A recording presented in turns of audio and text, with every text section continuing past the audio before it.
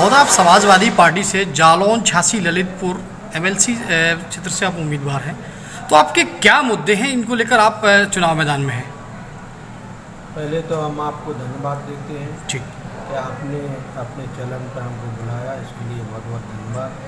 जहाँ तक सदस्य विधान परिषद का जो चुनाव चल रहा है जी, और इसमें जो आपने बहुत अच्छी बात कही, मुद्दों की बात जी, हम पूर्व में भी सन 98 से 2004 और 2004 से 2010 तक विधान परिषद के सदस्य इसी क्षेत्र से रह चुके हैं जी, और जो हमारा क्षेत्र रहा है जी, उस क्षेत्र में सबसे ज़्यादा परेशानी बेरोजगारी की रही थी उस समय, ठीक, और आज भी है। ठीक, और पानी की समस्या उस समय बहुत सूखा पड़ता था, जी, तो कई कम से कम 4-5 साल सूखा पड़ा बुंदेलखंड। जी, तो जहाँ तक मुद्दों की बात रही, जो जनमानस है, जो हमारे ग्राम के जो प्रधान हैं या क्षेत्र पंचायत के सदस्य हैं, जी। जिला पंचायत के सदस्य हैं, जी, नगर पंचायत है, नगर निगम है, नगर पालिका है, जी। ये सब लोग बुद्धिजीवी मतदाता है। ये सब चुने हुए प्रतिनिधि हैं, यहाँ तक कि सांसद और विधायकगण भी जी, विधान परिषद में मत करते हैं। बिल्कुल, तो जब सब चुने हुए प्रतिनिधि होते हैं तो उनके जो मूलभूत जो समस्याएं रहती हैं, गांव की समस्याएं, जी। चाहे पानी की समस्या हो, चाहे रोड की समस्या हो, चाहे जी। शिक्षा की समस्या हो, चाहे बेरोजगारी की समस्या हो, हम्म। जो समस्याएं रहती हैं, चाहे मेडिकल से एजुकेशन संबंधी जो समस्याएं, जी। उन समस्याओं पे वो प्रतिनिधि जब भी हमको जब वो अवगत कराते हैं, जी। हम उनकी मदद करने का काम करते हैं, प्रशासन से उनका काम कराने का काम करते हैं। और जन सेवक को जब जनप्रतिनिधि से जन सेवक बन जाता है तो सेवा करना चाहिए, जी, क्योंकि जब जन सेवक ईमानदारी से काम करेगा, आपने सुना होगा कि हम 12 साल यहाँ प्रतिनिधि रहे, जी, आज तक भी कोई ऐसा व्यक्ति नहीं होगा जो हमारे ऊपर दाग लगा दे कि इन्होंने कमीशन लिया है या कुछ किया है। जी, पर हम जनप्रतिनिधियों के लिए नहीं कहते हैं, जी, क्योंकि किसी की बुराई करना अच्छी नहीं होती।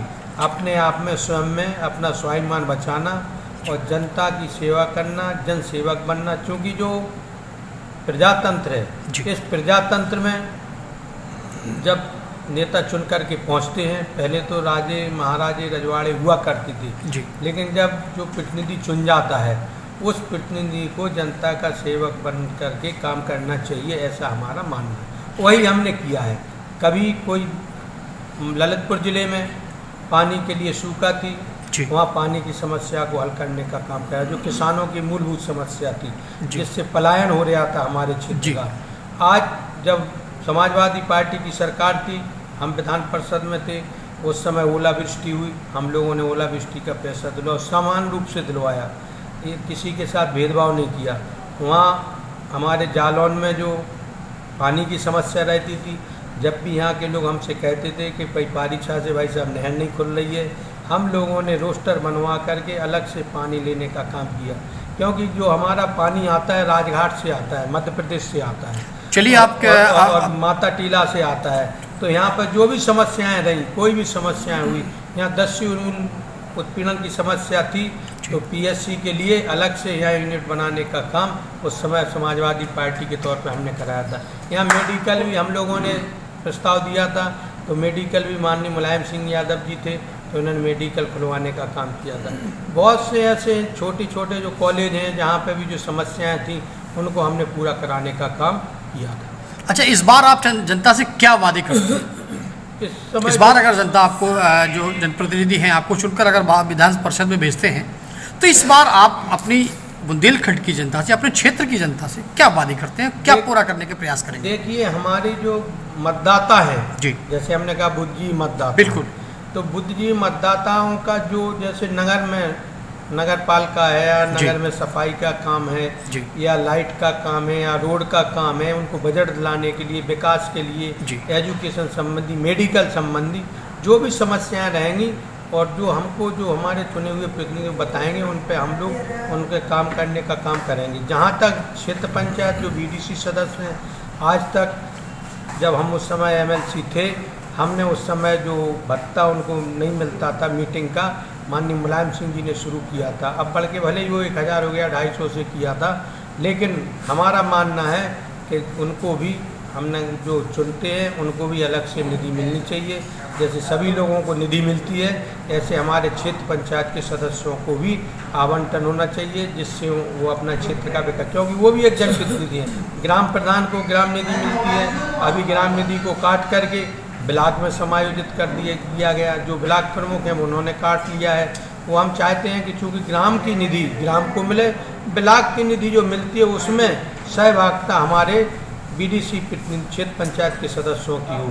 इसी तरह जिला पंचायत में जब जिला पंचायत के अध्यक्ष जो बन जाता है, हम मानते हैं कि जिला पंचायत का अध्यक्ष जो बन गया है उसको थोड़ा ज़्यादा मिलना चाहिए, लेकिन जो बकाया की सहभागिता ईमानदारी से होनी चाहिए, पारदर्शिता से होनी चाहिए, ना कि कोई भेदभाव हो। अच्छा, अभी 2022 में विधानसभा चुनाव संपन्न हुआ है, उत्तर प्रदेश में फिर से भाजपा ने वापसी की है, तो ऐसे में आप समाजवादी पार्टी से उम्मीदवार हैं, तो आप अपनी जीत के प्रति कितने आश्वस्त हैं?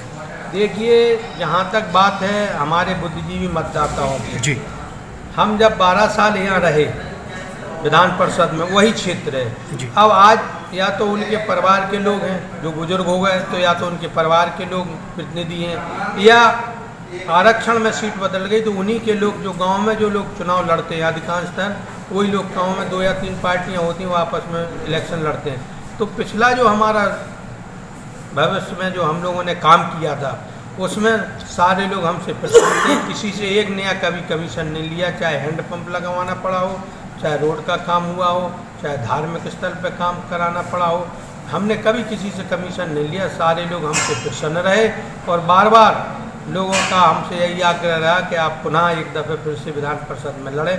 हम सभी की भावनाओं को लेकर के बुद्धिजीवी मतदाता, उनकी भावनाएं हमारे साथ हैं, हमारे विधायक, सांसद और हमारे जो प्रधान है। अच्छा, क्या ऐसा माना जा सकता है कि भारतीय जनता पार्टी का इन चुनावों में दबदबा रहा है या एकाधिकार रहा है? क्या ऐसा आपको लगता है कि इस बार भी एकाधिकार रहने का उम्मीद है? देखिए, वैसे तो जो चुनाव हुआ था पंचायतों का जी, उसमें समाजवादी पार्टी आगे जीत करके आई थी जी, लेकिन जो भारतीय जनता पार्टी की सरकार थी पहले, उन्होंने चाहे ब्लॉक प्रमुख के चुनाव हुए हों, चाहे जिला पंचायत के चुनाव हुए, उनमें जो काम किया है वो आप लोगों के माध्यम से यहाँ तक कि महिलाओं की भी बेआबरू करने का काम किया था। लेकिन अब वो पुनः चुन करके आए हैं। हम उम्मीद करते हैं इस सरकार से इस तरह का काम नहीं करना चाहिए और निष्पक्ष चुनाव कराना चाहिए, जिससे सरकार की भी छवि बने और प्रजातंत्र भी जीवित रहे। अच्छा, आज के दौर में एक बुंदेलखंड की सबसे एक बड़ी समस्या मुंबई खड़ी है, वो है आवारा जानवरों की। इसको लेकर सरकार द्वारा गौ संरक्षण के लिए कई प्रयास किए जा रहे हैं, कई योजनाएं भी चलाई जा रही हैं, लेकिन जमीनी धरातल पर आप इसको कितना कारगर मानते हैं? ये ज़मीनी धरातल पर जो आज देख रहे हैं गायों की जो समस्या है, हम जो आपने कहा बिल्कुल ठीक कहा है। हम अब देख रहे हैं, हम भी देख रहे हैं। अभी हम ललितपुर गए तो पठार क्षेत्र पर जब हम गए तो देखा कि गायें अभी भी धूप से मर रही हैं, उनको भूसा नहीं मिल रहा है, जबकि अब कटाई शुरू हो गई है, भूसा मिलना चाहिए। लेकिन जो प्रबंधन तंत्र है नीचे का वो बिल्कुल फेल है। हम ऊपर से भले ही जो पैसा आता हो, लेकिन नीचे गायों तक उनके भोजन का जो पैसा है, खली भूसा चूनी का जो पैसा आता है, वो उनके खाने के लिए नहीं मिल पाता है, जिससे गायें मर रही हैं। और जो गायें बहुत सी हमारी आवारा फिर रही हैं, छूटी पड़ी हैं, उससे तमाम आए दिन एक्सीडेंट हो रहे हैं। जो काऊ जो बैल जो घूम रहे हैं उनसे लड़ रहे हैं, लड़ते लड़ते रोड पे आ जाते हैं, इतने में कोई मोटरसाइकिल से आता है, वो एक्सीडेंट हो जाता है तो उसकी मृत्यु हो जाती है। तो हम मानते हैं कि सरकार को बहुत अच्छा प्रबंध करना चाहिए। जब उस पर प्रबंध तब तक नहीं करेगी सरकार, तब तक हम नहीं मानते हैं कि ये कार्य पूरा हो सके। और जो छुट्टा आवारा पशु हैं, हमारे गांव के लोग पूरी जाड़ों में भी, बरसात में भी, सर्दियों में भी अपने पूरे खेतों पर लेटे रहते हैं। बहुत बड़ी समस्या है, ये समस्या को सरकार को हल करना चाहिए। अच्छा, चलिए एक चीज़ और हम आपसे पूछते हैं। बुंदेलखंड में एक लाल सोना यानी कि बालू खनन को लेकर भी अक्सर कई सवालात खड़े होते रहे हैं। अवैध खनन परिवहन हो या अवैध खनन हो या खनन माफियाओं का जो है दबदबा रहा हो, इसको लेके आपका क्या स्टैंड है? अब देखिए, इस सरकार ने तो जो नीति निकाली थी अभी पहले, उस नीति के तहत आप पट्टे आवंटन किए थे जी। और जहाँ तक खनन की बात है तो अभी इसके पहले जो डीएम थे जी, हमारे कमाल क्या नाम है? मन्नान अख्तर जी। हाँ, तो उन्होंने जो है बहुत अच्छे तरीके से इस काम को चलाया था। अभी भी जो पुराने पट्टे दिए गए हैं, नई नीति के अनुसार पट्टे चल रहे हैं अभी। अब वो एक दूसरे के ऊपर आरोपित लोग करते हैं कि जब इन्होंने गलत किया, उन्होंने गलत किया। कई बार ऐसा भी देखा गया है, पट्टाधारक अपने तय पट्टे के मानक के जो है विरोध में जाकर दबंगई दिखाते हुए दूसरी जगह से भी खनन करते हैं, और बल्कि कुछ ऐसे गरीब किसान भी हैं जो इन नदियों के किनारे अपनी सब्जी उसका व्यापार करते हैं, उनको भी दाया धमकाया जाता है, उनका भी जो है वो शोषण किया जाता है। इसको लेकर आपका क्या स्टैंड है? इसमें हमारा ये है कि जहाँ तक जो क्षेत्र आवंटन होता है, उस क्षेत्र में से अगर अलग से कोई खनन पट्टा करता है तो उसकी शिकायत अधिकारियों तक होना चाहिए, और अधिकारी इस पर अपना अमल करेंगे, उनको रोकने का काम करेंगे। हमारे संज्ञान में अगर कोई ऐसी बात आएगी आपके माध्यम से या जनता के माध्यम से, किसानों के माध्यम से, तो उसमें जरूर हम अपना अधिकारियों तक पहुंचाएंगे, और इस पर उनका जो रोक है, किसानों के ऊपर जो परेशानी आ रही है। चलिए, एक और मुद्दा है युवाओं को रोजगार का। एक और मुद्दा है युवाओं को रोजगार का, और रोजगार के लिए व्यावसायिक शिक्षा का बहुत बड़ा महत्व है। और व्यावसायिक शिक्षा की अगर हम बात करें तो बुंदेलखंड जैसे पिछड़े क्षेत्र में व्यावसायिक शिक्षा का जो स्तर होना चाहिए था, या जो सुविधाएं मूलभूत होनी चाहिए थी, वो अभी तक बुंदेलखंड को उपलब्ध नहीं हो पाई हैं। खासकर आपके जो विधान परिषद क्षेत्र है, जालौन, झांसी, ललितपुर, इनको उपलब्ध नहीं हो पाई हैं। बहुत से युवाओं को हमने देखा है कि वो दूरस्थ प्रांतों में जाकर उच्च शिक्षा के लिए जाते हैं, कई विदेश भी जाते हैं। इस समय भी एक जो चल रहा है कि यूक्रेन एक छोटा सा देश है जिसकी अर्थव्यवस्था अपने GDP अपने उत्तर प्रदेश से भी कम है। उस यूक्रेन में यहाँ भारतीय कई छात्र वहाँ गए हैं, लेकिन वहाँ युद्ध के हालातों में वो वापस आए हैं।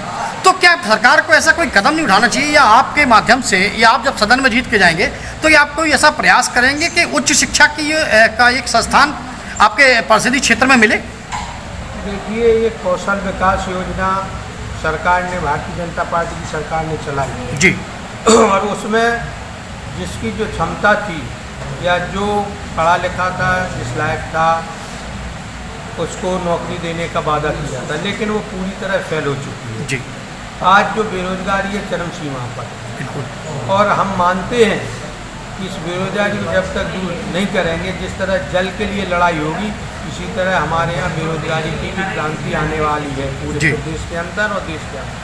तो जब डबल इंजन की सरकार है, माननीय मोदी जी ने आश्वासन दिया था, वादा किया था कि हम जो है 2 करोड़ नौकरियां देंगे, अब उन्होंने तो दी नहीं। इसी तरह योगी जी ने भी कहा था, अब तो केवल बुलडोजर को लेकर के और दोबारा सरकार बना ली है। हम उनसे मांग करेंगे आपके माध्यम से कि जो जनता हमारी बुंदेलखंड की बेहाल है, जो बाहर पलायन करने जा रही है, चाहे किसान हो, चाहे मजदूर हो, चाहे नौजवान छात्र हो, पढ़ा लिखा इंजीनियर हो। आज जो आपने विदेश की बात की, ये बात सही है कि हमारे यहाँ के इंजीनियर विदेश में जा कर के वहाँ फ़ायदा देने का काम कर रहे हैं, और वहाँ की टेक्नोलॉजी लेकर के उल्टा हमारे यहाँ इंडिया में आ रही है और उत्तर प्रदेश में आ रही है। तो ऐसा क्यों सरकार नहीं कर रही है कि यहीं पर इंस्टीट्यूट खोले और यहाँ के लोगों को? इसके लिए आप किस तरह से क्या प्रयास किए जाएंगे? अब जब हम जीत करके जाएंगे तो सदन में मांग करेंगे, और उनकी जो आशाएं रहेंगी, जो हमारे पढ़े लिखे लोग हैं, उनके अनुरूप हम सदन में मांग उठा करके सरकार को चेताने का काम करेंगे, धरना प्रदर्शन के माध्यम से।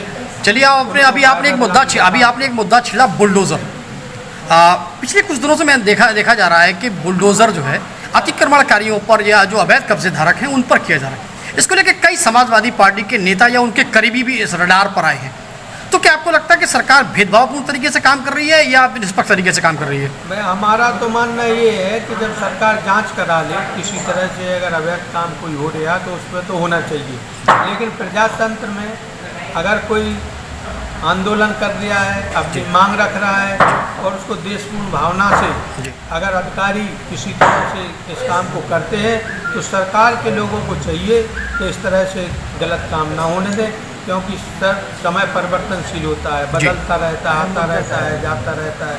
पहले कांग्रेस हुआ करती थी, एक ज़माना था कि 45 साल कांग्रेस ने राज कर लिया, बीच में बहुजन समाज पार्टी आ गई, बीजेपी आ गई, अपनी समाजवादी आ गई, अब पुनः बीजेपी आई है।